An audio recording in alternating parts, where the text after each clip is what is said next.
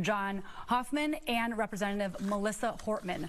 We do not know their condition at this point. We know that these are involved in the two situations that we've been following in Champlin and Brooklyn Park, where each of them live. We are working to get more information on all of this just as soon as we can. But again, 2 Minnesota lawmakers shot this morning, confirmed by our sources, Senator John Hoffman of Champlin and Representative Melissa Hortman of Brooklyn Park. This is what happens when Trump is constantly calling the left the enemy of the people. Tragedy has struck as multiple Democratic senators were targeted in a politically motivated act of violence. And now Tim Walz is issuing an urgent message. First, let's talk about what happened, because it's absolutely terrifying. Hi, Ken. Good morning. Police Chief Mark Brewer, Brooklyn Park Police Department. The question is, how did we get to Representative Hortman's house, and it was proactively or not. The circumstances that unfolded in Brooklyn Park this morning is that we assisted the Champlin Police Department on a shooting. That shooting was made aware by one of our sergeants that it was at Senator Hoffman's home. In hearing that very intuitive sergeant asked our officers to go check on Melissa Hortman's home, representative that lives in our community, just proactively as due diligence to swing by. That police officer and his partner pulled down the street when they arrived at Melissa's house. They noticed that there was a police vehicle in the driveway with the lights, emergency lights on, and what appeared to be a police officer at the door coming out of the house. When our officers confronted him, the individual immediately fired upon the officers, who exchanged gunfire, and the suspect retreated back into the home. It was not a real police officer. This is somebody that clearly had been impersonating a police officer, again, using the trust of this badge and this uniform to manipulate their way into the home. The city is on high alert as the gunman is still at large. This is a live look in Brooklyn Park. Police there have issued a shelter in place for a 3-mile radius surrounding the Edinburgh golf course for an emergency event.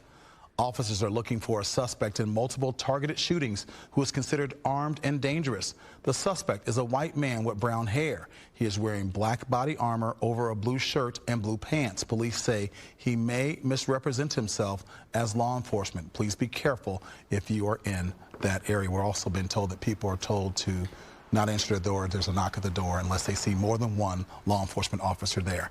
Once again, a live look there in Brooklyn Park. Shelter in place there for people within a 3-mile radius of the Edinburgh golf course.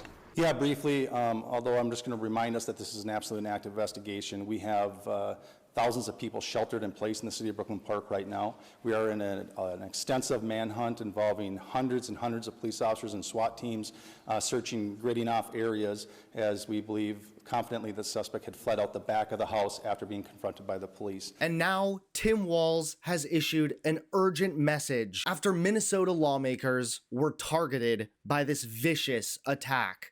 Take a look. We're here today because an unspeakable tragedy has unfolded in Minnesota. My good friend and colleague, Speaker Melissa Hortman, and her husband Mark were shot and killed early this morning in what appears to be a politically motivated assassination. Our state lost a great leader, and I lost a dearest of friends. Speaker Hortman was someone who served the people of Minnesota with grace, compassion, humor, and a sense of service. She was a formidable public servant, a fixture and a giant in Minnesota. She woke up every day determined to make this state a better place. She is irreplaceable, and we've been missed by so many.